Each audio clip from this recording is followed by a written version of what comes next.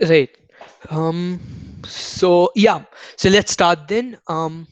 So please feel free to interrupt at any point. Because this is a problem solving session, and try to interact as much as possible. So we'll be starting out with this question. It's the first question in the combinatorics part of the 2015 shortlist. You guys can hear me, right? Just to confirm. Yeah. Yes. Awesome. Quite clearly. Awesome. Um, so this is what the question states. Okay, so this is what the question states. For those who just joined, we are still starting. Okay, so this is what the question. Okay, give me a minute. Yeah, right. So ISL 2015 C1. So you have like let's say four bulldozers for now. We'll n can be anything, so we'll take n equals 4. No, I mean you have n equals 4 cities. My bad. You have n equals 4 cities in a line, right? Do they call it cities? Towns, yeah, whatever. And each town has two bulldozers. So ex- one what's wrong? Give me a second. So one left bulldozer and one right bulldozer,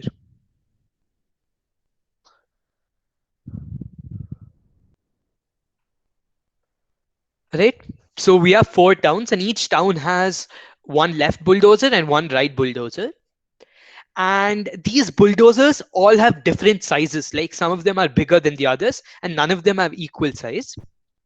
And then we all the bulldozers take they start moving. The left bulldozers start moving to the left, and the right bulldozers start moving to the right. Now when two bulldozers meet head on, the bulldozer with the lesser size is defeated, and basically it just dies. It's overthrown or whatever, and the other bulldozer goes on. And if a bulldozer attacks another bulldozer from behind, for instance, let's say this bulldozer has size 3, this one has size 2, and this one has size 5, then say this bulldozer will defeat the bulldozer with size 2, and then it will defeat the bulldozer with size 5 because it's hitting it from behind, right? So Oh, so that is this means when 5 will clash with 3, 5 will not defeat, but 3 will defeat it. correct, because Okay, 3 okay. is attacking 5 from behind, right? Oh, that is behind. Okay. Because oh no, the 5 is 5 is a left bulldozer, right? Yeah, So yeah. and 3 is also a left bulldozer, so 3 is attacking 5 from behind, Yeah, that's okay, okay.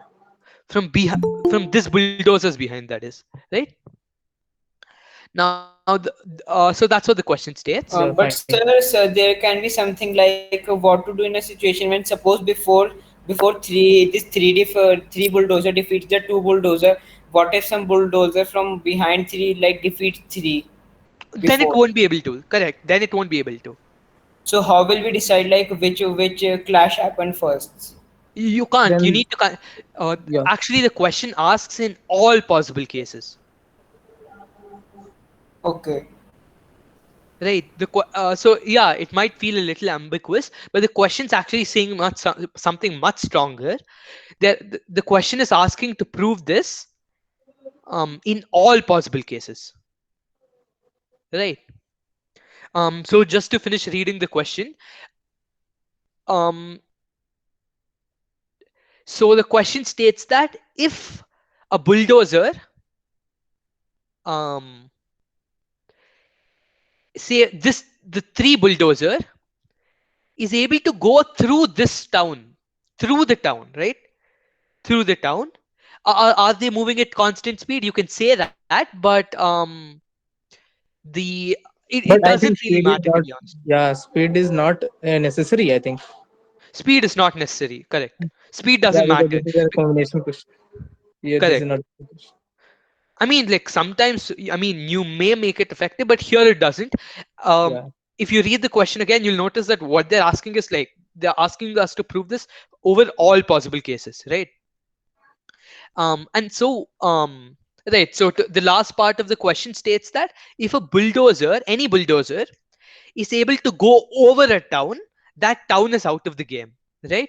That town is considered swept, right?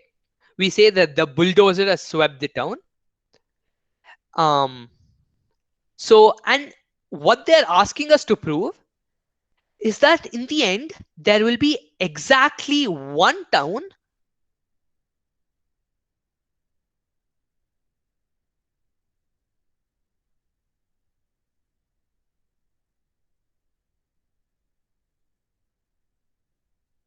right? Um, there is Okay. exactly, yeah, go on. So in such a case, like in the, can you go to the figure once? So Yep. suppose the three bulldozer defeats the two-foot bulldozer. Hmm. So will it like I think it has swept. So it has it swept down or it has to defeat the five one also. It doesn't need to defeat the five. It has swept the city. Okay. Right. uh, I just told that for convenience, but no, it has not. It doesn't need to sweep the five. It doesn't need to sweep the five. It has, finished the city. yeah, and 5 is ahead of the city, so it will pass the city and then reach to 5 Yeah. And at the end of the day, the five bulldozer doesn't even matter. Right. If because you it see what. will not enter in the game. Yeah. Any other questions? Like, did everybody understand the question perfectly? Yes, sir. What will happen if 3 passes does it mean that 3 passes the city which is number 1? It means that that city is out of the game. It Okay, lost. city is out of the game and objective of the game is. Objective of the game is you need to prove here that there only in the end only one city will Yeah. have won. Okay, so it will remain invincible. Yeah, only one city will be invincible. Okay, okay. Right. In the end, exactly one city. It can't be the case that zero city, like it can't be the case that all the cities have lost, and it can't be the case that two or more cities are still standing at the end. Right. So that's what they're asking us to prove. Okay. So how do we proceed? Can anybody give some ideas? Um, I believe Debayu has said induction, and right, actually, induction does look really promising. This because you have like a discrete number of cities, right? And if you remove one city, the rest of the game is still under the purview of the question. For example, if you ignore this city somehow, you really can't ignore this city. But let's say you ignore that city, then you can still play the game with these three cities and find the winner. Um, so any ideas for going forward? But the winner will change if we reverse the order of bulldozers or clash. The winner will change if. Like if we change the order of the bulldozers clash. Oh For that we no, have to change the name that's of what them. they're saying. It doesn't. For that we have to change the name of the bulldozers. Yeah, let me just name the bulldozers anyway. So Yeah, this that is would be good. to Intuitively. have a better naming of the bulldozers, we'll call the cities 1, 2, 3, 4, and so on. And we'll call the left bulldozer 1L and the right bulldozer 1R, 2L and 2R, and so on. Okay. Yeah, okay. Does okay, I think that works.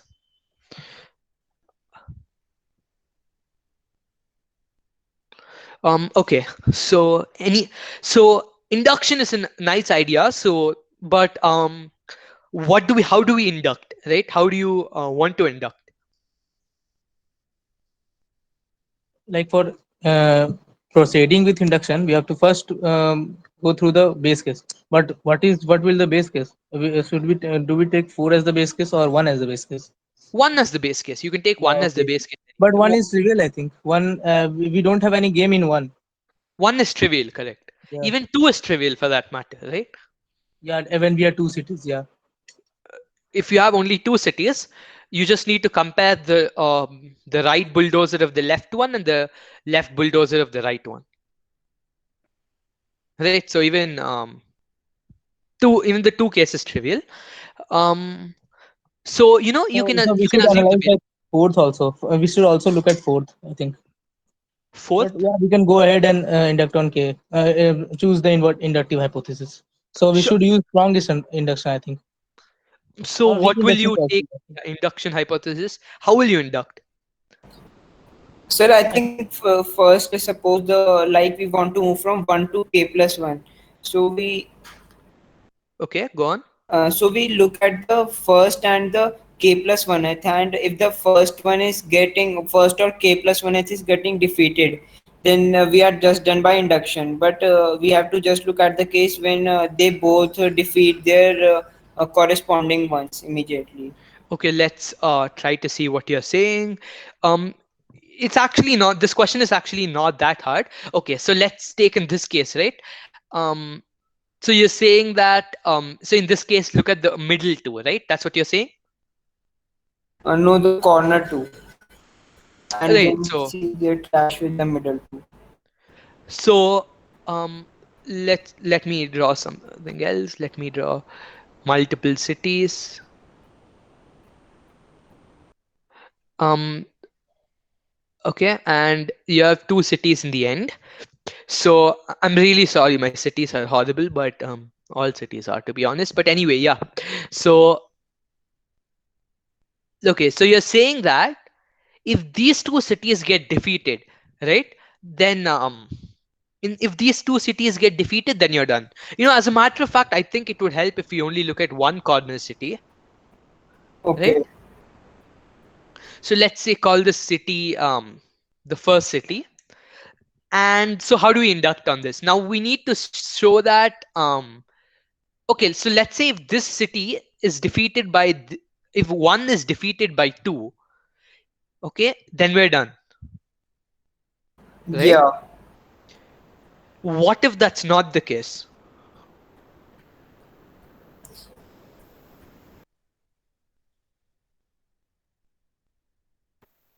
Then I think among the left bulldozers of 1 and 2, we can consider the minimum of them and consider the game with smaller number of cities. I think something like that, Or can you or repeat that? maximum of them. we can remove the city which is defeated, and then also the game will go on as will not altered. But the You can problem, defeat the city, which is We just the city which is defeated, one number one city. We right. can So if one is defeated by two, we're done. yeah. But how will you go ahead with that?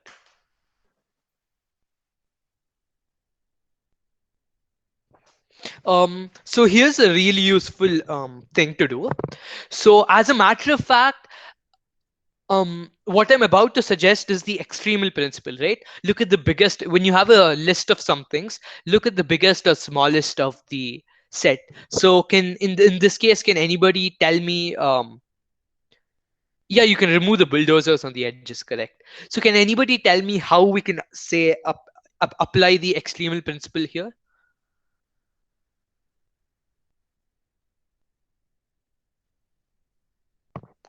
Just think, we have a list of bulldozers of various sizes. How do we apply the extremal principle here, right?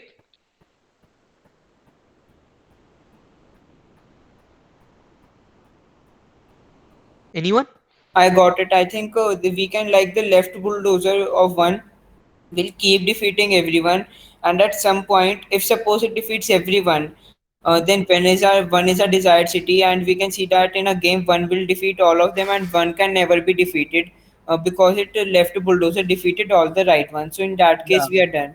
Correct. Otherwise, if one gets defeated, then we consider the place when the left bulldozer of 1 gets defeated, and Yeah, then I so in think this case, we have to consider all the bulldozers which have less power than the leftmost bulldozer, rightmost bulldozer, or Correct. what?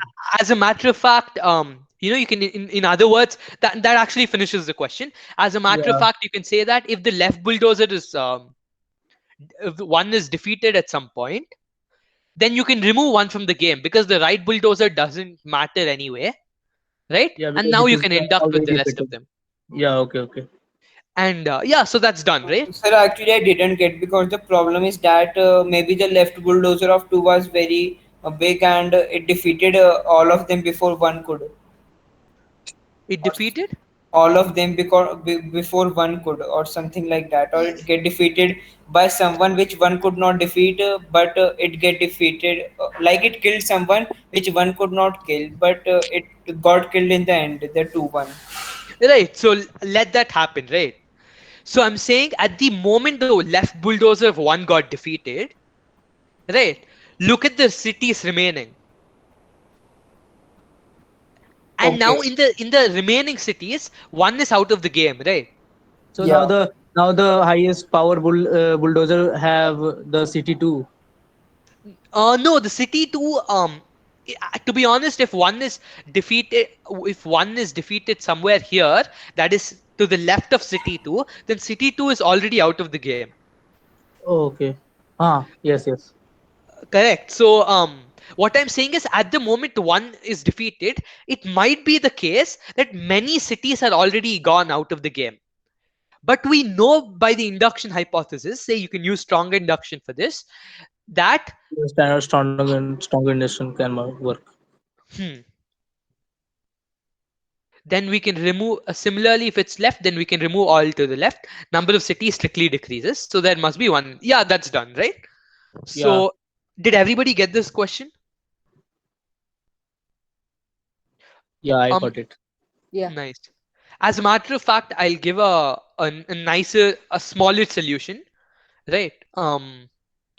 So here's a small solution by the extremal What principle. is? Oh, this was not from extremal principle. We used, I think, extremal principle We by use technically using. that Yeah. we did use the extremal principle as a guideline. That's definitely true. But I mean, a little more. Kanish, so the proof is that take two cases. One in which the bulldozer for one doesn't defeats all of these bulldozers. The left, that is the left bulldozer of one defeats all these bulldozers. If it does so, then you're done, right? By definition, then town one wins. If it Sir, doesn't do that, then yeah. sir, here we assume that one is the biggest bulldozer. No, no, we're not assuming that. We're just taking two cases, right? One case is when one defeats all of the bulldozers. For that, it needs to be bigger than all the right bulldozers, because one only tries to defeat the right bulldozers. It can defeat the left bulldozers from behind, right? So in the case where one is bigger than all the right bulldozers, that's one case. We're just saying in the case that one wins, one goes all over there, it wins. If it doesn't win though, if one gets defeated at some point, say over here, then in that case, take all the cities that are still in the game, and you're done by induction because you assume that this fact, that is, this works for all cases less than say if there are k um, towns here, it works for everything lesser than k. So we assume that, and since some town has been defeated, that is at least the town one has been defeated, we have now lesser towns. So by the induction hypothesis, at least exactly one town will be left. So that's the proof you guys got. Okay, um okay. so here's another proof. Consider the biggest bulldozer, the bulldozer of the biggest size. Say it's somewhere. Now, without loss of generality, assume it's a left bulldozer, right? Okay, so And without logicality, we are assuming that the highest power bulldozer is the left bulldozer. Okay. is the left one, right? Now, this bulldozer will defeat everything over here, right? Now consider this set. All the towns to the right of the town that has the left bulldozer. Now, by the induction hypothesis, now all these towns are out of the game. All towns to the left are out of the game, and by the induction hypothesis, um, one of these towns will win. Now, if this town, say town X, doesn't win, that is, if this bulldozer, the right bulldozer of town X, is defeated at some point, then by the induction hypothesis, these towns, all the towns to the right, Yeah, will be will defeated. have exactly one town, right? That Yeah, one town will win. Get it? yeah. So you're done. It's actually a deceptively simple solution. What you're basically saying is that all the towns to the right are not part of the game anymore since they're going to be defeated. So you can consider the new game to be this, and you're done. Right? It's a But sir, simple. if the left bulldozer is of the leftmost town, then it will not defeat anyone, and it will just not defeat.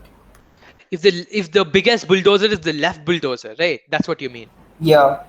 Oh, I that think is that we correct. can repeat the algorithm Huh? that we did for the right. Like Yeah, in this you could. case, yeah, That's correct. So or what you can do is yeah, or what you can do is take the second smallest one, right? If this one doesn't matter, you can do the, yeah, it's quite similar. Or you'll find that more often than not, you can shift the solution a little bit and go from one solution to another. But yeah, if it is on the leftmost, we can just remove it, right? So I hope the lesson here is looking for the one is that induction or many a times works when you have a that discrete is the number of objects, and the biggest other, configuration. huh? Yeah, looking at the biggest configuration in the problem. And yeah, and looking at the biggest one, right, or the smallest one. So that's the first question. So we'll do example 2 later. It has a weird construction. As a matter of fact, for now, let's do this question for now. Eh, I just want to do the other bulldozer question. So yeah, I'll give you a minute to read this question. So I hope everybody understood that question, understood the solution. If you have a question, do speak out.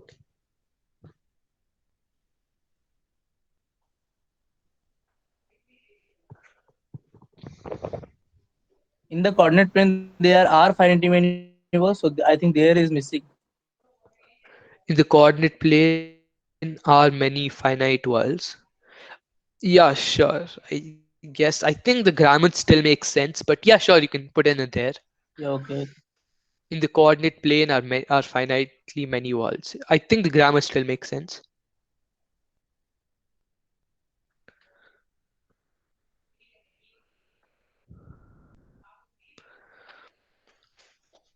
All right. So can I did everybody finish reading the question? Sir, just a second. Yeah, yeah, sure, sure. Take your time.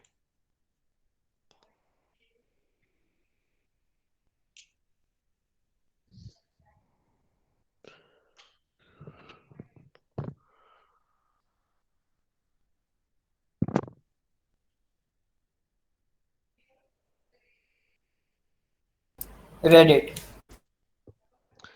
Awesome. Um,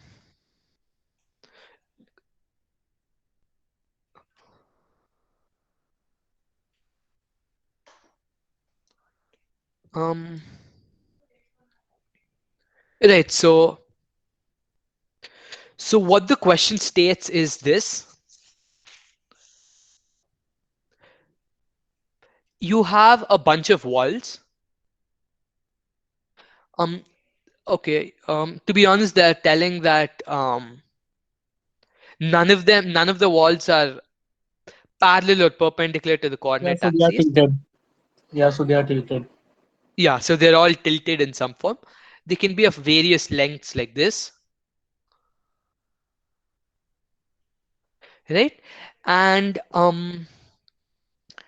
you have a bulldozer that starts somewhere. Um, so it starts like this. So it can start somewhere like that. And then when it hits a wall, it goes perpendicular, right? Like that. So it goes perpendicular to the plane. Actually, you know what? I think I should use another color. Sir, can it cross a wall? Suppose it hits the other slanting wall. So will it always turn 90-degree in anti-clockwise, or can it turn clockwise also? It No, it can't depends on cross a the wall. wall. I think it depends on the wall. So, for Correct. example, yeah, Right. So it depends on the wall. Exactly. You'll notice that it's quite clear actually. Um, it can't do it in two directions. Correct. It can only go in one direction.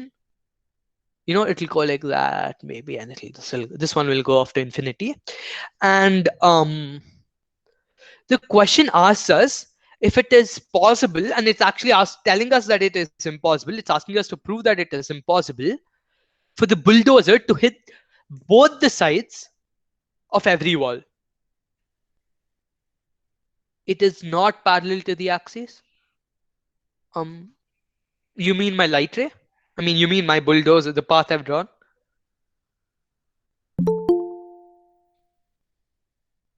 Himadri, can you tell me what that means? No, I meant because of that it will have only correct, correct. Yeah, so you can notice that's why they're telling us that these two types of line segments are not possible, because if those two are possible then it'll become ambiguous, right? If Then you can have two directions in which you can go to, or none if you think it like that. Okay, so what do you guys think? How can you approach this problem? I think extremal principle in some sense. Correct. That's really good intuition, because there so how will you do that? I think one thing we can do is that we can choose a point in the plane which lies on at least one of the segments, such that its x coordinate is maximum. Right? So in this case, this one, Uh, what is Actually, what we have to prove that it cannot it touch the two it sides. cannot touch both the sides of every wall. It Okay. may touch both the sides of some wall, I but it can't touch both the sides of every wall. in Yeah. this side it will be the topmost on the topmost. I'm saying the max. Oh, sorry, I said x-axis. Yeah, so it is here only.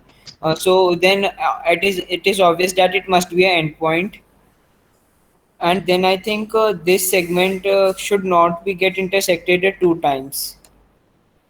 This one. Yeah, I don't think that's true, to be honest. yeah. I think I have to modify it a bit because segments can be very weird also. So maybe some combination of x y axis or And something I like think that. there are infinite segments. There are infinite segments? No, No, finite, na? there are Oh yeah, only fine. finite Okay, being. okay, okay, okay, yeah. Oh, then this problem is not quite hard. Then if there are infinite segments, then this problem could be very hard, I think, because we No, have to. in the infinite case, it can't be true. No, because you can never reach infinite walls. Oh, okay. I mean, technically, it can never be true. Yeah. So okay, can anybody change the question into something else? And you were just going in the correct direction. Can you show me one segment? Can you characterize a segment that you can never reach one side of? Can you repeat one-sided? Can you characterize the segments? For example, you are saying the rightmost segment, but that doesn't quite work. Can you characterize a segment? Um, I mean, the rightmost segment, to be honest, might work, might, but it doesn't fully work. It's hard to say, to be honest. But yeah, I for think I have instance, an idea. So go if on. what we do is since there are finitely many walls, so what we do is if we just draw walls in some small region of the plane, and then draw walls like in a way that it when it's a finite wall, that it goes in other direction where there are no walls. No, no, you So don't get to draw the walls. The walls are given to you. They may be in any order, and even the even the bulldozer's initial path is given to you. You don't get to decide it. yeah, That is okay. in that is saying that you need to show this is true over all possible cases, right? Yeah, okay, okay. So we are given the. If we are not given the wall, then we can uh, just made the wall in our choice. Yeah. That shouldn't be too hard, but can a contradiction work? Sure, but how? So you will assume that that does be the case. So sure,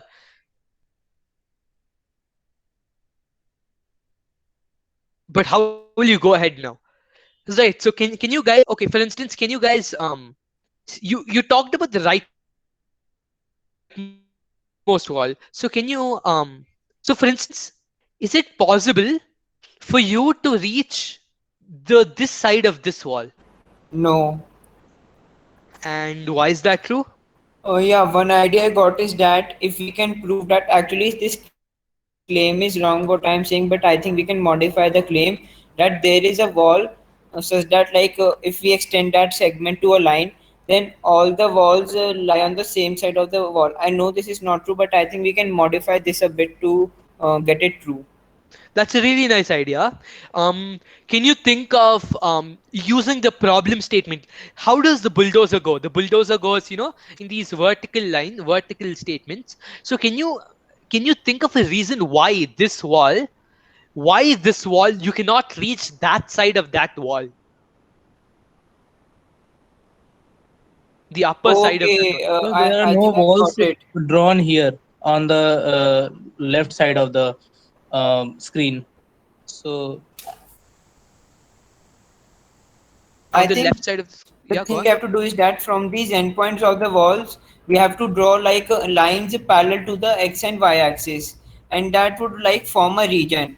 And then we like between those same lines, we like form a region basically, not two lines. All the regions inside them, and the reason is that because in the upper part of this, there is no like a wall in both the directions, so we cannot touch this.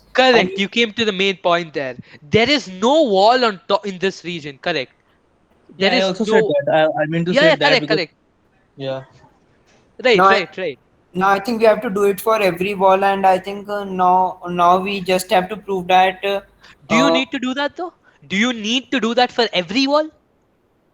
oh yeah, now I think extremal principle will come, and we just have to think how to apply it. No, no, no, that's not what I'm saying. Look, the question is asking us to prove it's impossible, to prove that it is impossible for the bulldozer to hit both sides of every wall.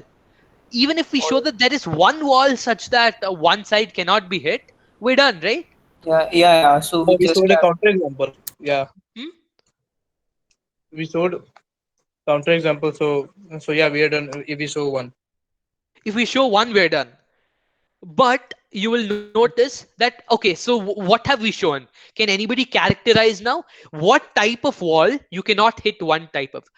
Techtopus says might be there is some wall which bulldozer sends to infinity, which sends the bulldozer to infinity. Correct. So if in that case, so we end it at that time. If the bulldozer will not hit any other wall forever, then we're done. So yeah. Yeah, So yeah. based on what our discussion, can you guys tell me what type of wall will never, you know, you cannot hit one side of this wall? Basically, we mark the x and y axis of endpoints of the Wall which is walls. present in the topmost region, as Gupta said. Topmost region. So how will you? So that is correct. That is technically correct. Maximum y value correct again. A wall but you need to make that better. So Arya says a wall whose one side doesn't face any other wall. So a bulldozer has no way of reaching that side, which means the one end of the area where the walls are. Correct. So Adya said this perfectly. So that's perfect, to be honest. That's perfect. So that's perfect. So the idea is that there should be no. Many of you guys said it correctly. There should be no wall in this region. Oh wait. Okay, so if the blue one is the wall, there should be no wall in this region. And if that is true, if there is no wall in that region, then we're done. No, sir, Because we have to consider the other region also, which will be parallel to the x-axis. exactly correct. So the bulldozer may come like this, right? Yeah. But then it will escape to infinity. Correct. Yeah, because there is a wall again. But it might happen that when it comes here and escapes to infinity, it has mated all the walls, like all the walls. Can it though? If you consider the same type of wall below, now we consider the highest wall. If we consider the lowest wall, it can't go to both of those, can it? Oh yeah, you are right. Please So, repeat once again. so What you here, said?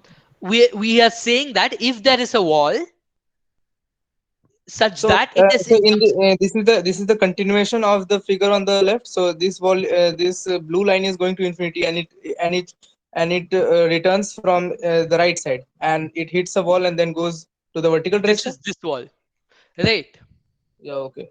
So the idea is that if there is a wall such that there is no wall on in this region on top, right? Yeah. Yeah. Yeah. Okay. Then the only way that the bulldozer can hit the upper side of that wall is when it escapes to infinity. But if there is such a wall in this region, then it can't escape to infinity. Time. I think we Yeah. can It will not. easily prove such walls exist. Correct. Now that's the question. How do we prove such a wall exists? Go I on. think we can first we prove for the up direction. The below direction will be analogous. We can choose the walls which whose up direction has intersect the least number of walls. Okay. And how will you show that is zero? Assume on the contrary that it is not zero, and then if we consider any random wall, uh, oh yeah, I think there will be a problem. I have to rethink. Right. Anybody has an idea? How will you show that such a wall does exist? As a matter of fact, I think that you should be able to prove a contradiction here. Can anybody think of something?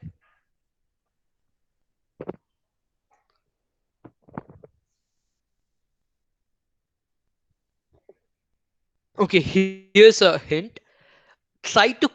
We can say that the area where all the walls are as a circle. So there needs to be a wall which is most near to the circumference and doesn't have any other wall. So how do you define most near, right? So let me tell you what I'm trying to say. So take this as part of the circle. So let's say you have a wall here, a wall like this, and let's say you have a wall over here, right? In that case, you might define this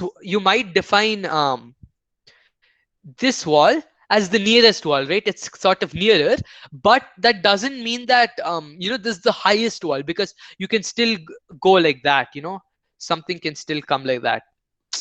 You understand what I'm saying? You can still go from this wall to this wall. So here's a hint. Try to think of an algorithm. Assume contradiction and try to think of an algorithm. Yeah, I think what we can do is that we start at a random wall, and by our assumption, its up region has at least one intersection with another wall, and we then Correct? choose that wall, and we keep continuing this cycle. And I think intuitively, our cycle cannot we cannot have a cycle. So, but we just have to prove that we cannot have a cycle and we'll be done. And I have taken some examples, and I think there will not be a cycle. We just have to prove that now. Correct. So very well done. We just need to prove now that there cannot be a cycle. So, let's try and prove that. Let's try and prove this. Um, so if anybody has any ideas, in the meantime, you can speak out.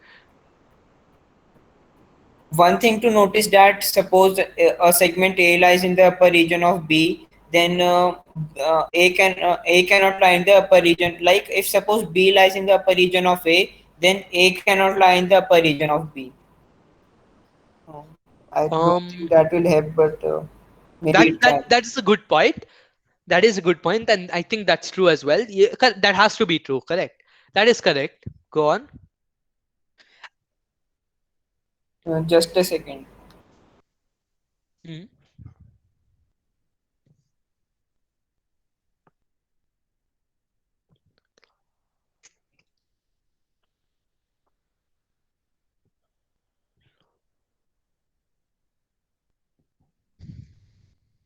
So what do we do? You guys are going in the right direction. So we assume contradiction, and the contradiction meant that any wall has a wall higher than that. That means you can go from a wall and then you can go above to another wall. So can you, and this means that if you keep doing that, you will form a cycle. You have to have a cycle because there are only finitely many walls, right? So because if you keep doing that, you have to come back to the same wall at some point. Um,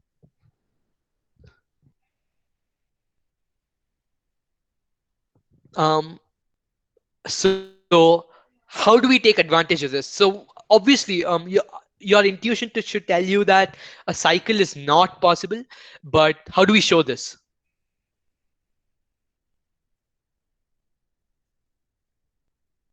So does anybody have any ideas?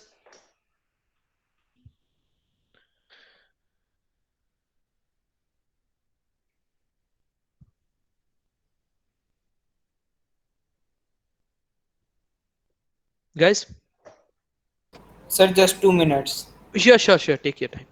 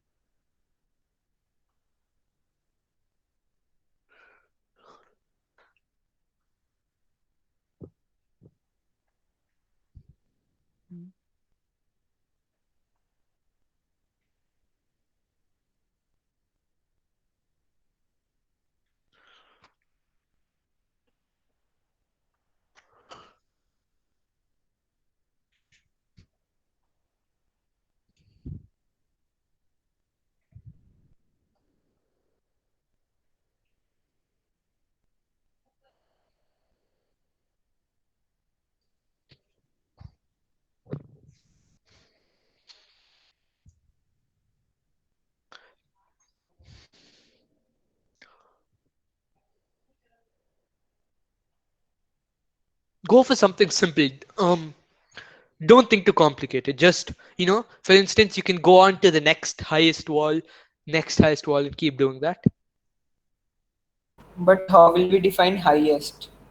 Not highest. I mean, we assumed contradiction, right? So there is always a wall higher than the other wall. Not highest, but there is at least one wall above, right? Yeah, that is fine. So we, keep going to a wall like that, and then keep go to the wall That means higher. the wall which have different y-axis. Hmm? I mean the wall which has different line parallel to the y-axis. I mean region which lies in a different region above a given region. I didn't get you. I didn't understand what you said. Like where he asked that how to define a wall which is higher. So I think we can define a higher wall by just taking the wall which is in the upper region. Right. Right. Yeah. Okay. Correct. Yeah. Of course. I'm sorry. I didn't understand that. Okay. Yeah. I'm sorry. But yeah. Go on. So here's something simple. You can go on to the higher wall, say from here to here, and then you can travel along the wall, and then you can go on to the higher wall. Like you can say you start over here. It's a simple one. Then say you start over here, then you go to the higher wall, and then you travel as long as you need, and then you travel to the next higher wall, right? And then you travel along the wall in whichever direction, and then go vertically up to the next highest wall. And we have assumed that there has to be a highest wall, right? Yeah. Right. Right. So what do we get at the end of this? We Sir, get I some. think what we can do is that basically we want y-axis to be high, so we just each endpoint of the wall, we mark their y-axis.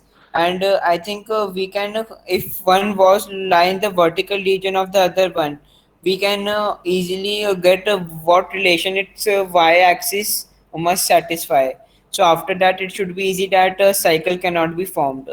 We just have to find the relation now. I'm not 100% sure something like that works, because as I said, if you have something like this, what are you gonna do about that? Yeah, sure. I'll repeat that. So what I'm saying is that we what we are trying to show in the first place is that there is a wall with no wall. There is a wall here. There is this wall. There is a wall like this with no other wall in the two between the two y-axis lines above it, right? That's what we're trying to prove. And we assumed contradiction, which means that there is a wall such that for every wall there is a wall higher than that in its y-axis. So now we're thinking of an algorithm where we're going from one wall to the one above it, because we assume that something like that always exists. We can go from one wall to the one above it, and we can keep on doing this, right? Okay, so what we can do is that in the end you will have something like this, right? Oops. But walls will end. No, yeah, yeah. We have assumed that there is a wall, but there are finitely many walls. So Correct. the end will come. So, and after, when the end is reached, then the bulldozer will be sent to infinity. But what if there is no end? What if instead there is a cycle? So what we need to show is that there is no cycle. It's not Cycle, possible, cycle. Yeah, right? right. Okay, so here's a nice idea. Cycle. So I just did what I said. You go up along the build. You go up from one wall to the next, and then you follow the wall. You follow the wall until you can go to another wall up higher, and then you keep on repeating this process, right? You go up and then you go along the wall. You go up and then you go along the wall, right? Now consider, Along the wall means um as in, for instance, let me give you an example. So yeah. Give example. like that. Now, Okay. say we come to this wall here, then we have to follow the wall because you can't directly go up here. There's nothing here, but there is something I have to above go the to wall, but only in perpendicular. this place, huh? But I have to go. We have to go in perpendicular directions. Oh, I'm not talking about the bulldozer. I'm sorry. I'm really sorry. I'm not talking about the bulldozer. I'm talking about my own algorithm, my own drawing that I'm doing. I'm Okay. just drawing some line segments of my own, right? Okay. Yeah. In this way, I'm going perpendicular and along the wall until I can go perpendicular again, Oh, right? so the point. So in the real problem, we draw the bulldozer when we reach the perpendicular line. See, that's the thing. That's what I'm saying. We forgot about the bulldozer. We forgot Okay. about the bulldozer because now we changed the problem into something else. We changed Yeah. the problem into showing that this does not exist. And this statement has nothing to do with the bulldozer. Are you understanding what I'm saying? Statement has nothing to do with the bulldozer. That is the basically the new question is, if we have a bunch of line segments, show that there is one line segment such that there is no line segments above that. Yeah. So Oh that is yeah. the new question. So we changed the question into something else. And that's a really useful thing to do. You write the question in a different form. So especially in an Olympiad, if you're not making progress, do something like that. It might not be useful, but it's always important to keep trying something or the other. You will gain intuition, and you will gain some sort of intuition about the problem for that. So, now if you notice, we are almost done because you need to go from this point to this point if you want our cycle to be complete, right? But if you want to go from this point, you need to, in that case, somewhere you need to intersect the already present line segment. you need to intersect it, because you need to go from this place to this place. If we are considering that this is the leftmost one and the rightmost one, so take the leftmost and the rightmost segment, right? Take the leftmost and the rightmost segment. How do we define leftmost and rightmost? Oh, these are all parallel segments like this. No, so you can define leftmost and rightmost by the y-axis coordinate. Okay. Like, are you understanding that? Like, because we're going perpendicular along the y-axis and then along the wall, along the y-axis, along the But wall. the problem is that suppose you reach a wall, it might happen that there is a way if you move along it and go up, we cannot move right. Only we if we move left, then only we can go up. In the right of it, there are no other walls. Only in the left of it there are. Right? So then, I'm saying that whatever the case, in the end, like, you're correct. You agree with me that has to be a cycle in the end, right? yeah. That there has to be a cycle of going above. Just draw that cycle in the form I said. It might be anyhow. You can go left, you can go right, like this. You can do anything you want, like that. But after you draw it all, look at the leftmost one and the rightmost one. Correct. Okay. Once we do that, if this is the leftmost one and this is the rightmost one, you need to go from this point to this point, and because there is cycle, you will go like this, and you will go here. Now you need to go from this point, this one, to this one to complete the cycle. But if we want to do that, you need We to have to repeat the intersect path. this line segment. Either we Correct. have You to need repeat the part to, or we have to intersect. Yeah. and can you intersect the path? Is it possible to intersect the path? No, I don't. No, See, that is not possible, I think. why is it not possible? See, for instance, you can't, now when you're going along the wall, you cannot intersect along the wall, because of course, like, no Walls two are, walls yeah, are you intersecting. cannot penetrate the wall. Yeah.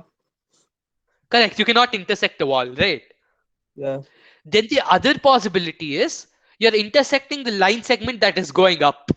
When we go from one segment to another, you're intersecting this line segment like this. You're intersecting that.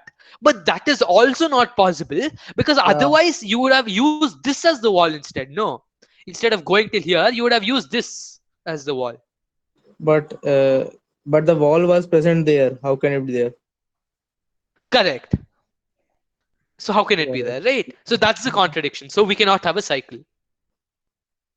Yeah. So Sir, I So didn't the get end it. will be reached and we will be done, because if the end is reached, then where the wall will go, where the bulldozer, it can only go to forever. correct. So I'll repeat the solution. So if you got everything till here, let me just make it clear. So we have a bunch of walls and we're trying to prove that claim. And what we do is we generate a series of line segments in the following manner. We start from some wall, and then we go up to the wall above it, right? So we assume by contradiction there has to be a wall above it, and then we go to that wall, and then we go along above or below the wall, however, until there is another wall directly above it, the same wall, right? And then we go to that wall, and then there might be some other wall here, so we have to go down there and then go up there, and then we might, we're basically following the wall, and we're creating a set of line segments by going along the wall and then going up, by going along the wall and then going up, right? So now in the end we have a series of line segments, and there has to be a cycle, because there, you keep, if there is always a wall above and there are only finitely many walls, you have to end up with the same wall again. So there will be a cycle, right? So now assume that is true, and consider the leftmost wall and the rightmost wall. Now you go from because there is a cycle, at some point you'll go from this wall over to this point somehow. My diagram is not proper, but yeah, From which to which? the leftmost wall to the rightmost wall. I mean, you can go from any point in a cycle to any other point, right? Yeah. And then of course, as it is a cycle, you need to go back from here to here using some path. Yeah. Now you cannot go in this direction, or you cannot go in this direction because we assume this is the leftmost and that's the rightmost. Yeah, yeah. So you need to intersect here. But it is not possible to intersect Because in we this cannot finish series of it. line segments because you have two types of line segments, right? You cannot Yeah. intersect the wall for obvious reasons because even you going up can't intersect the wall and two walls can't intersect each other, and you cannot intersect one of those upgoing line segments, one of those line segments going up, because otherwise, if you're intersecting, that means there's a wall. Otherwise you would have taken that wall instead of the upper wall. So which means that you can't intersect the line segment, which means there can't be a cycle, and which means it's a contradiction. Did How you does understand one this? rigorously prove that if we want to go from the rightmost to the leftmost through this path, then you must intersect this path at least once? Can Oh, we just write the statement, I think, in the solution if we write? what? Yeah, to be honest, I'm quite sure that you can just write that. But Yeah. if you want to know, you have a series of line segments going from you I know mean, we have to just give an algorithm right. So which you will. have a series of line segments going from A to D, right? Yeah. And if you draw some line over here like that, and you consider the division by this you know by the two lines here and this set of lines that we drew, this set of lines, then B is a point below this division, and C is a point above this division. And if you want to go from one point B to C, then we must intersect some point in this whole thing. But if we intersect this line segment or this line segment, then you're going to the left of this or the right of this, which we assume this is the leftmost and the rightmost, which means we must intersect the path. So you can make a rigorous statement on those counts. So is this fine? Okay, fine. um Awesome. Eeks, let's go to the next question. So which question do we want to do? Okay, I think we can do a probability question. Okay, do you guys want to do a probability question or a construction question? Oh yeah, wait. Probab construction. I think I have another solution. So instead of saying most near, what we can do is take the segment and extend it to make a line. The most near will be the one which has no other segments inside the area. The most near segment will be the one which has no other segment inside the area where the line intersects the circle. Okay, so this is just another way of saying defining near segments. This counts as a other I solution.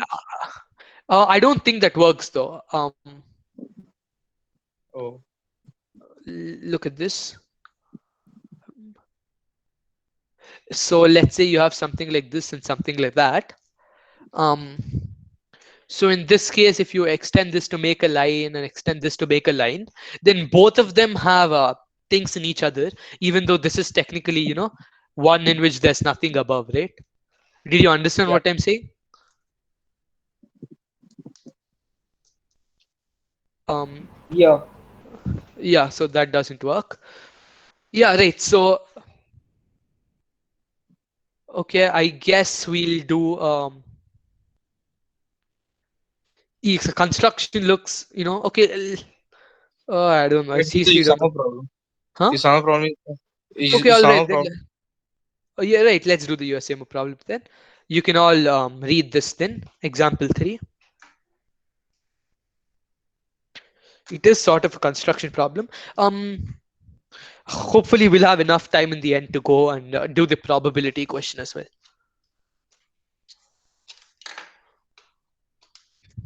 I'll give you a few minutes to read the question.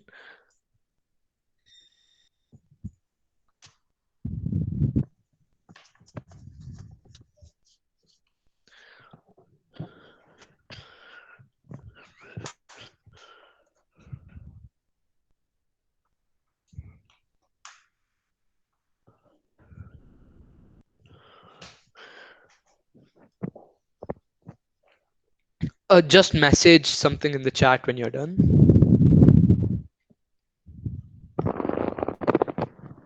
Sir, can you explain the question? I'll explain the question. Just you know, and if you want to have a better idea, replace the 2020 by a 2 or 3 and try to read the question again. Sir, actually your voice has become a bit low. Yeah, I'm really sorry about that. If you want a better idea of the question, just replace 2020 by say 2 or 3 and read the question again. Okay. I'll explain the question in a second.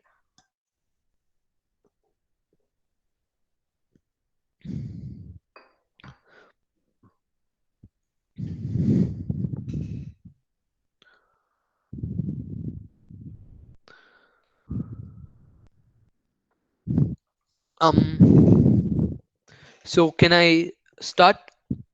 Just 1 minute. Sure, sure, sure.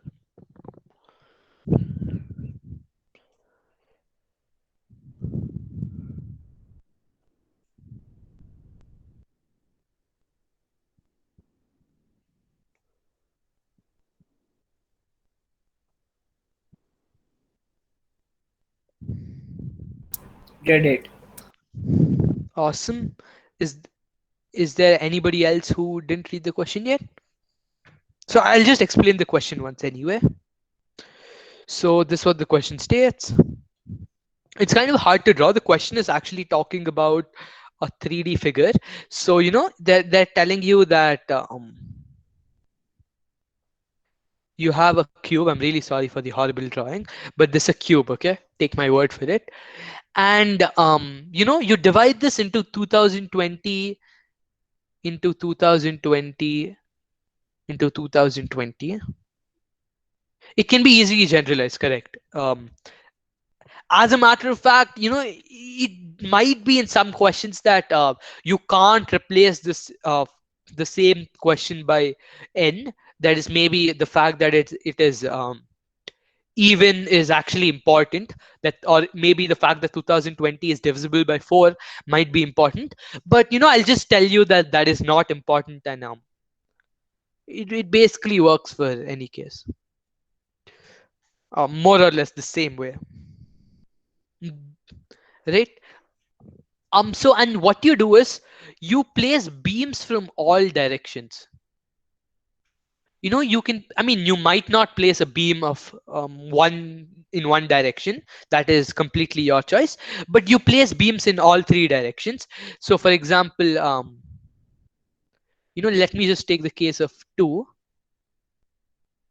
In that case, it looks something like that.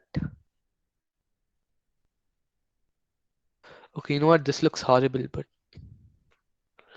okay, that looks like a bunch of wow, that looks horrible. Let me try to draw it better.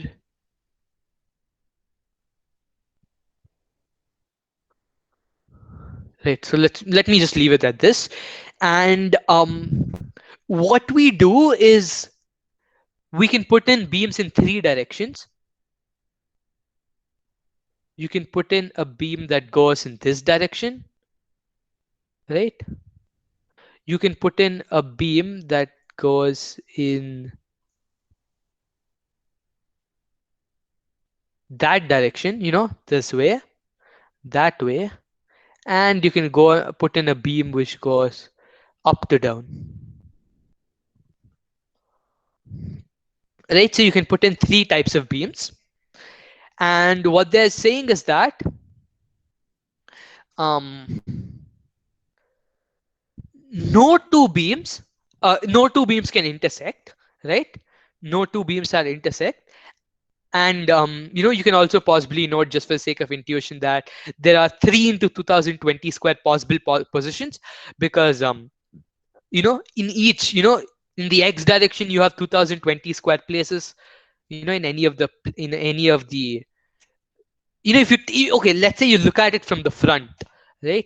You look at the cube from the front, then it'll look something like this, right? So you can place the beam in. You place the beam in. You push the beam in, and you have 2020 square possibilities. And you can multiply that by 3 for all the 3 directions. And the main condition in the question is that the interiors of each of the 4 1 into 2020 faces of a beam touch either the face of the cube or the interior of the face of another cube. So if you consider the beam like this, Sir, I think every face does like every single these 2020 do not have to test. If these four, if at least one block on this four faces test, that would be enough. correct, only one, right? You only need to place one.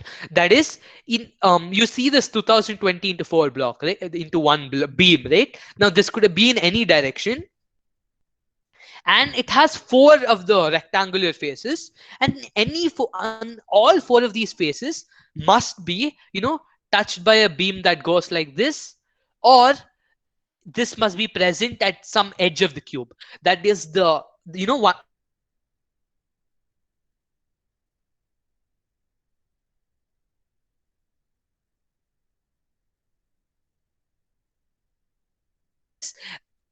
And the left right face can be touched by a beam that goes like this. So did everybody understand the question? And they're asking us to prove what is the minimum possible number of beams that can satisfy these conditions. So did everybody understand the question? Okay, did anybody not understand the question?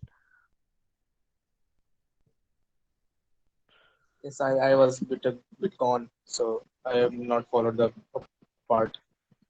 Please, Which part? please explain the question.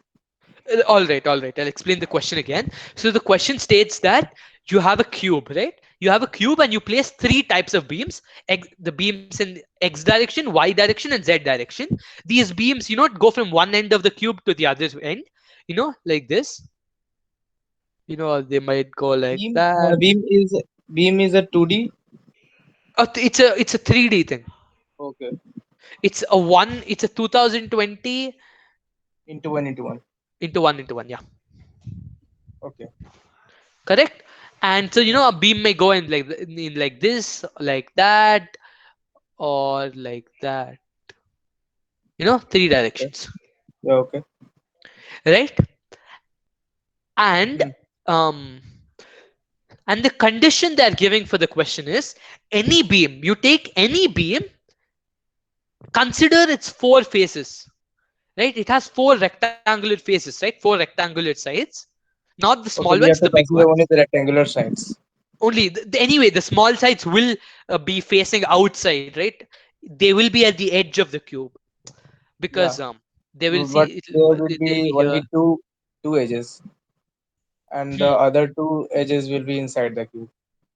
Correct, correct. So yeah, so if you consider the 4 rectangular faces, it might be that 2 of those can be outside, can face the outside of the cube, right? Like this one. It might be that only one of them can face the outside of the cube. So if you take a thing that goes like this, see, for this one, only the bottom face Yeah, faces the down one. yeah, Or yeah. it may be somewhere in the middle, such that none of the rectangular None of faces them. are touched by other beams. Correct. Yeah, yeah, In any case, all the beams which are not an edge of the cube must be touched at some place by at least one other beam. yeah, So if yeah. the so That is redundant from the figure. right, so you can it might be apparent from this figure. If you consider this beam, you have either at least this. See, this beam touches this direction, Yeah, and this direction is touched by this beam. yeah. It can happen that at least one box is touched, then that would be also sufficient, because we can say That's that it is sufficient. touched. Yeah. Okay. Correct. It just needs to be touched at any one place. And the question states that the question asks for the minimum number of you know beams such that this happens. All right. But it is written that each of the four faces. Correct. Each of the 4 phases must be touched, but any of the face can be touched at only one box. All the four faces must be touched at some place, but any of the face can be touched if it's sufficient that the like if this is the beam, is this is the beam, this is how the beam looks from up, this face must be touched, the one you're looking at must be touched, but it is okay if it's only touched at one point.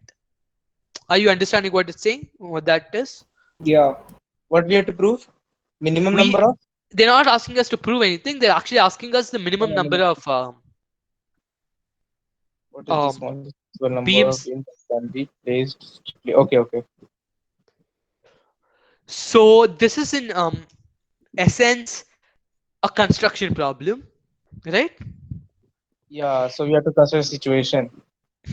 And a construction problem that asks us to this is not obvious, but this is something you should try when you're asked to find the minimum or maximum. Maybe we One can try small cases. Huh? We will try small cases, but I just want Okay. to tell you the small. Yeah, let's actually first try the case for 2 into 2 into 2. It might be harder to draw. You if you have a pen and paper ready, which you hopefully do, um, Yeah. you should try the 2 into 2 case. I'll just draw. I think 3 works for 2 into 2. The number 3 works, and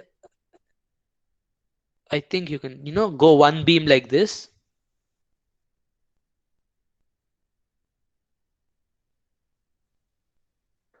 Okay, and then you go one beam like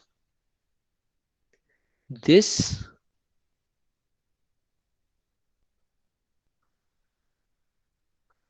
and you go one beam like this.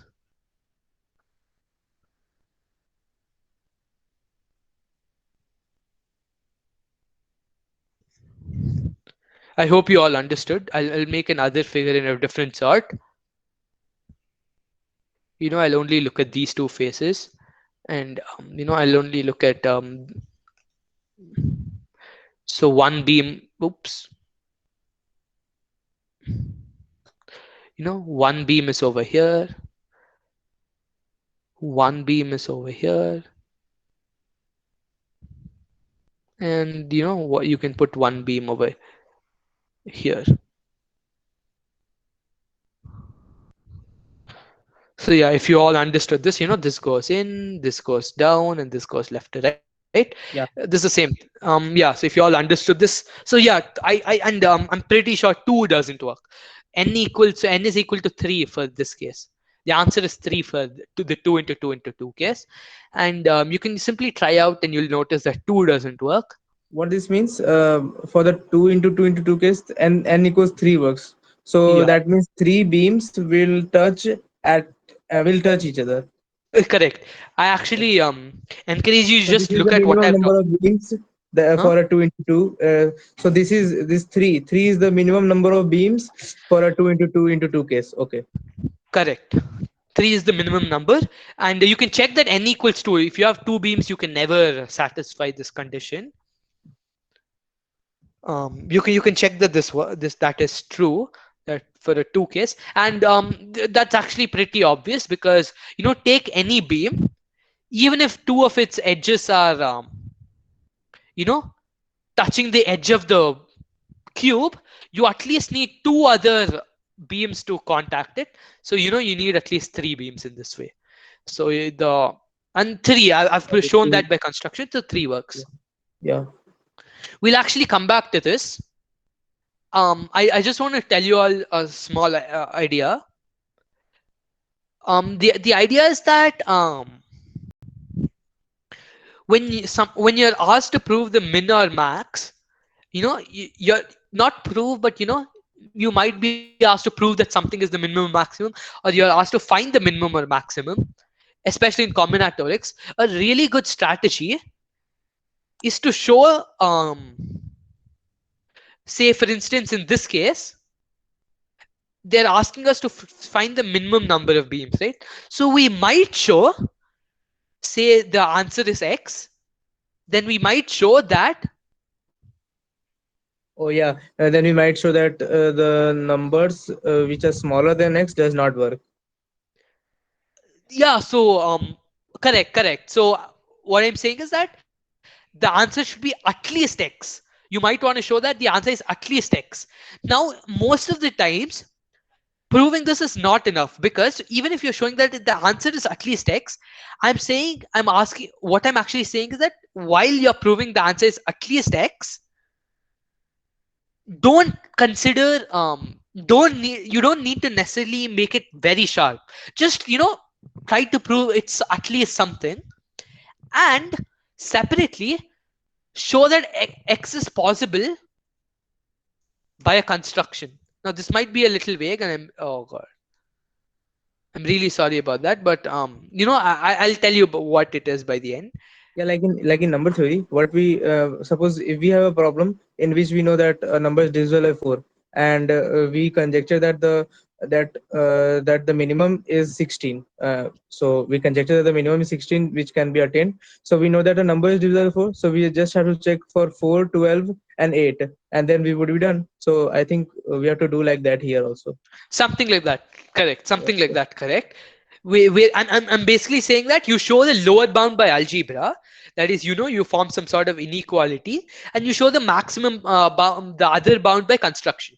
You show that the answer has to be at least this, and then you show that is possible by construction. Then that will be the answer. And like, what That do I mean by construction attainable. Yeah. Okay. yeah? Okay. What do I mean by construction? I mean, give a construction where that value is achieved, right? So. And some problems construction can also be a tough part. Hmm. So, to that extent, let's start trying to make a construction. And you'll notice that I've been actually struggling a lot to But I think draw the we figures. we, we should first conjecture, or we should just try small cases for now. Conjecture, it's what is your conjecture? Like, if you have a conjecture, please do tell. No, no, I right now I don't have any conjecture, but Oh, okay. I first we have to make a conjecture, then we can proceed, I think. I So think to make that conjecture, I think we should first examine the small cases more. Exactly. We'll try to examine the cases now, right? Now the thing is, what I'm trying to say is there is something coming in our way of examining, and that is the fact that we're not able to draw the figure properly. It's a 3D figure. It's really hard to imagine, right? Um, so let's actually try to draw the figure properly, and since can anybody give an idea how to um, you know visualize the figure better by not drawing 3D? Maybe bijection, like we make map the figure to a 2D figure. No, that would be hard, I think. That would be hard. Think simple. I think some algebra like coordinate axis something You don't like. need to Yeah, do, yeah, no. yeah. I'm No. saying something really simple actually. um just cut the figure into, take any direction and cut the figure, and just look at the layers instead. I mean, I'm sorry, I Oh, was yeah. looking at Okay, something okay. very simple. And yeah, in general, don't think too complicated. Think something simple. And what I'm saying is that, okay, this also looks horrible, but yeah, cut the figure into many layers and look at, you can look at the layers sort of separately, right? Yeah, yeah. And it's hard to This is imagine also 3D figure. like a sort of bijection. This is also like a sort of bijection in which we map the whole 3D diagram into four sub diagrams. Yeah, sort of. You could say that, right? You could say that. And so let's try to make some observations, right? So let's say this is the x-axis, this is the y-axis, and going in is the z-axis.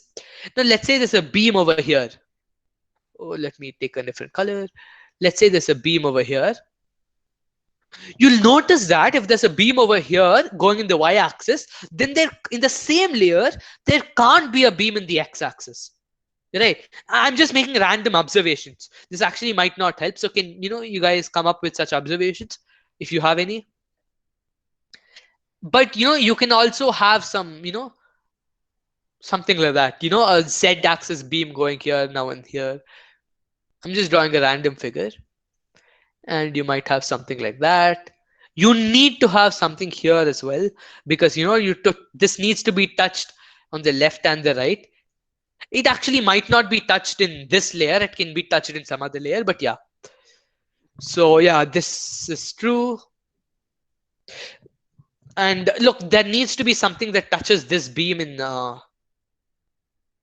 this by a Z here. So there has to be something like that somewhere.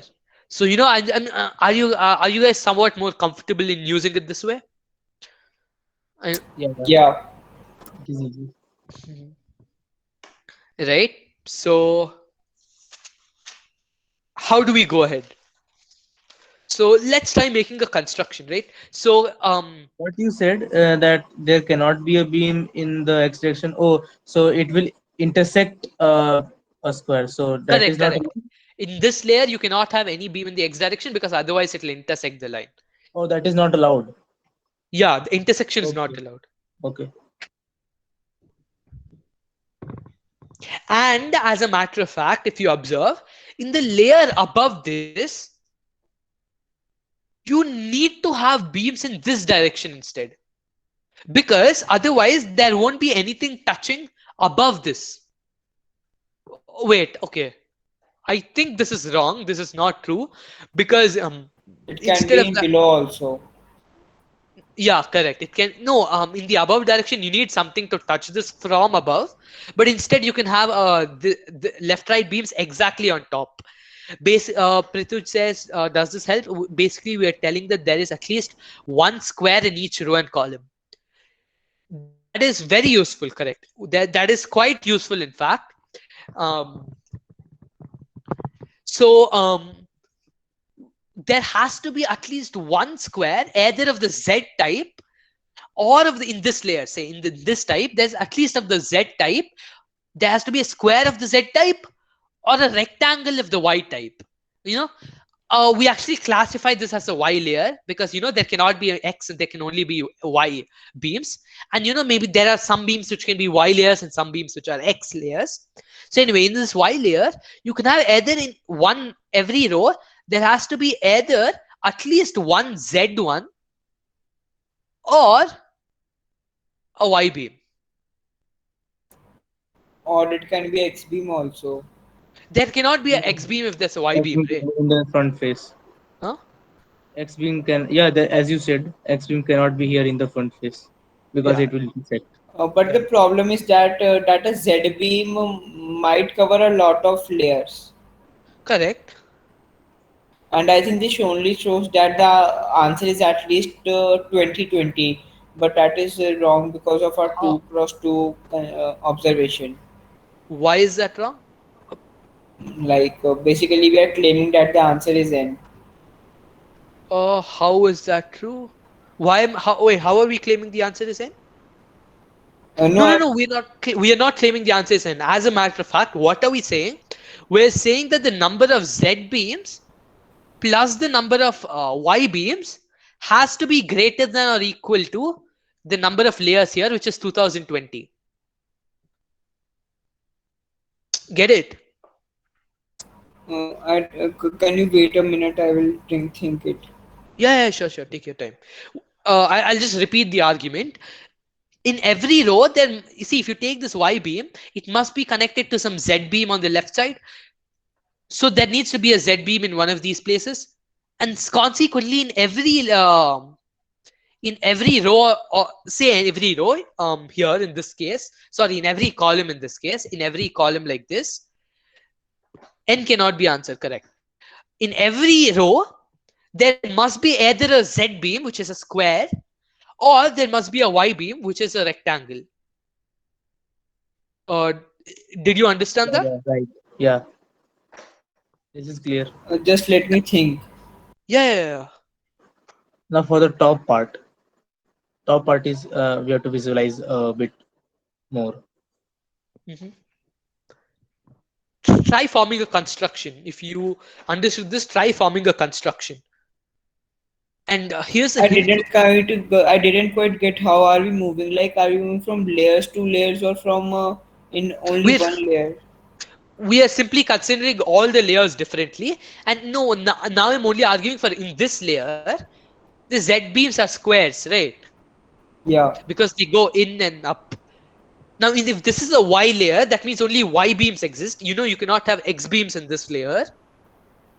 Then I'm saying that in every column, there must be either a Z square, a Z beam square, or a Y rectangle like this. Why is that true? Why is that true? Because in this Y beam, it must be touched by a face to the left side and the right side, right?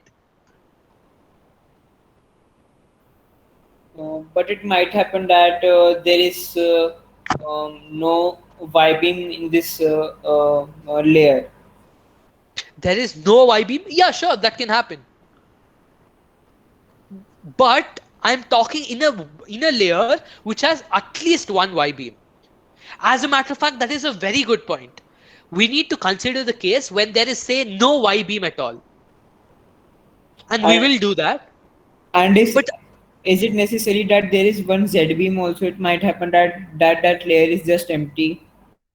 correct, that can happen. As a matter of fact, let's first take the case where take any one of those, say X, Y, or Z. Say for without loss of generality, X, there are no X beams. Then what will happen? Can anybody tell me what will There happen will if be there are no? there will be a Y beam There if has there to are be no a Y beam. beam. Does Yeah, there have to be, and consequently there has to be a Z beam as well? yeah. Correct. So if there is a Y beam like this and there are It no is X not beams, necessary that all are like at least one is Y or at least one is that. As a counter example, consider correct, all correct, correct. Y's or Correct. I'm sorry. I said that's wrong, right? If there is, What wrong? it can be the case where there is at least X equals 0 and Y equals 0. But can you see that if this is the case, that if the number of X beams are 0, you need at least N square beams of the other type, Like other type means Y type, Y Y. beam. And here's Y. Take this beam, okay? Take Uh, this to be the X direction, will right? be able to finish because I think there are 3 minutes left. Oh, yeah, I'll finish in 5 minutes, right? Oh, okay. I'll finish in 5 minutes. Yeah, so now since there cannot be any beam which can take this direction, right? Take the beam which I just drew, this beam, right? Now take this face. Now that cannot be touched by an X beam because we assume that the X beam is 0. This means that there must be another beam like this. Yeah, There which is must be allowed another Y allowed beam again. next to it. Yeah, Y beam. And by induction, there must be a, by, or, Kth Y beam. there Yeah, must for be K column. another another Y beam, and Yeah, this whole layer must be covered by Y beams. yeah. If there are K layers, K column, then there will be K Y beams. Correct. Right. And you'll notice that in the next layer, if you take if you take any layer like this, consider any layer. If there is a beam, say of this direction, then there must be a beam above it, because the X beam can't cover it. Uh, yeah, sorry. Oh, what's happening? Okay, what? Okay, something's wrong. Okay, not. Never mind. Never mind. Yeah. Oh, yeah. So if there is a beam of this, if there is a beam of this direction, then there must be a beam above it. Here in some layer, if there's a beam in the Y in the Z direction, then there must be a beam above it and above it. And in this way, you get, if you choose any layer, it will be completely covered with 2020 beams. So then you will have 2020 square got it beams. now. So then this is clearly greater than what we are trying to show. So we can assume that we have at least one beam of every type, I right? think for even and the answer will be 3n by 2 because we'll get that y plus z As is a matter greater of fact, than. that is the answer. Correct. Correct. So we just have to construct now. Yeah, Right. yeah. We So have conjectured that. just to finish this inequality, you showed that z plus y is greater than 2020, because take any layer, there must be at least in every column there must be at least either a square or something goes down. Z plus y is greater than 2020, and you can do without log of generality, you can write the same inequality for the others. Z and Y represent Z and Y beam, Yeah, I'm right? sorry. Okay, Right, okay. right, right. X, Y, and Z represent the beams in the other direction. You add these up and you divide by 2, you'll get that the total number of beams has to be greater than 2000, 3030. Yeah, okay, okay. So yeah, now all we need to do is give a construction. And you know Yeah, for this 2000. Yeah, this was so cool because now we just have to give the construction for 3330, and I think that would be done. will be done. And as a Yeah, matter of okay. fact, the construction follows very easily. Will be done in a minute because the construction follows very directly, because not very directly but sort of directly, because these inequalities need to hold We equality. should. Yeah, Yeah, these inequalities must hold equal. Yeah, because equality holds here. correct. So what do? If you take this, what are they saying? Let's say this is a y layer. That means there are no x beams. If this is a y layer, then if this is a y layer, then in Y Can you layer any means repeat? XY, the front huh? face. Y layers means XY, the front face you are taking. That means there are only rectangles which go like this, or squares representing the z beams. Okay, so What yeah. do I need to repeat? No, nothing. No, All I right. got confused. Awesome, awesome. Okay. Um, okay, that's not awesome. I'm really sorry. Um, yeah, so if you want equality to hold, then in any one layer, right? In any one layer, we only need to try um in only in any one columns, I'm really sorry, in any one column we need to have exactly one, either a rectangle in the which case you can't have more than one anyway, or you need to have a z beam, right? Or you need to have a z beam. You can only have one, so that the equality must hold, right? I Which didn't get it. in we want the equality to hold, right? So we want y plus z equals to y plus z equals 220. 2020, right? Yeah, yeah. Which means that in every layer there can only be one beam. Yeah, yeah. And as a matter of fact, to motivating constructions, you can do that a lot, but the final step is like, usually it's a huge step.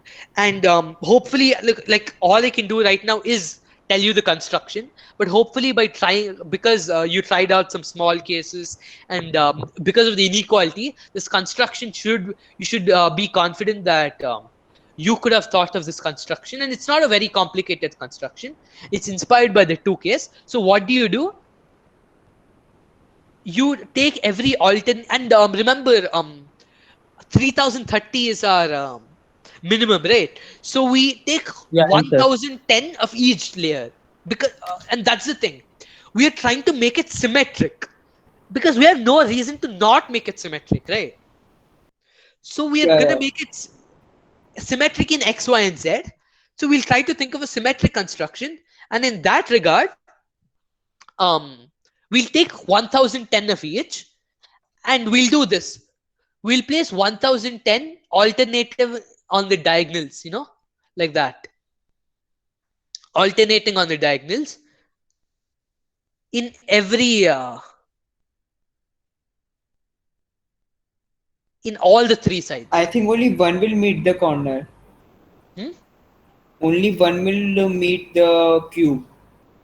Only one will. Meet the cube. Both cannot touch. Right, right, right. As a matter of fact, Yeah, because then they will intersect, which is not allowed. right. As a matter of fact, you might have noticed that the fact that 2020 even, actually I was wrong. The fact that 2020 is even does important, because 3n by 2 has to be an integer, even though you can do the similar thing for odd. It's very close, but yeah, it does matter. And the construction is easy. You We take alternative squares. alternating along the diagonals. Okay. We do not take all the diagonals. We take first and then Yeah, the if second you and take all then. the diagonals, it will intersect. And Yeah. you'll notice that we did the same thing for the n equals 2 case, except you only had one of each. And I think this, oh, sorry, yeah, take that here, here, here, and here. Something like that, right? If you try it, it'll it's actually quite obvious. You take 1010 of each in this case, because there are 2020 squares along the diagonal. You take 1010 of each, and you place them along the diagonal. You'll notice that finishes the problem. This is a construction for 3030 that works, right? Did everybody understand this? No. Like, Uh, why does this finish? This is a construction for the problem for 3030. How these are like blocks? These are not. Oh, These are. I'm sorry, I didn't want to. So this is quite easy to understand because see that these small I'm sorry, squares my are diagram going. is horrible. Yeah, my diagram is horrible. In this beam, this is the beam that goes in. Yeah, This is the beam that goes like that. yeah. This construction was quite easy Okay. because So in a This these goes all YZ like, plane, the these beam already is. touch. Yeah, and this was these quite beams easy. are the ones that go down. Yeah. So the Yeah. pattern is that in a YZ plane there will be a X beam and the. Okay, I got it. Correct, Debayu. We first prove that it's greater than equity, and then it actually works. And I'm sorry, the figure is horrible, but whatever squares I drew Yeah, we in this understand. space go in. Yeah, these go down, and yeah. So this is a construction for 3030 that works, Yeah. and yeah, This that's about construction it. was this Huh? construction was easy, but maybe we can take some time. But this was not insanely difficult. These are quite Correct, easy, yeah. I think. You'll end up with it ultimately, right? If you try the case for four, the case for four, you will make two like this, and then you'll naturally extend it. And the equation for this is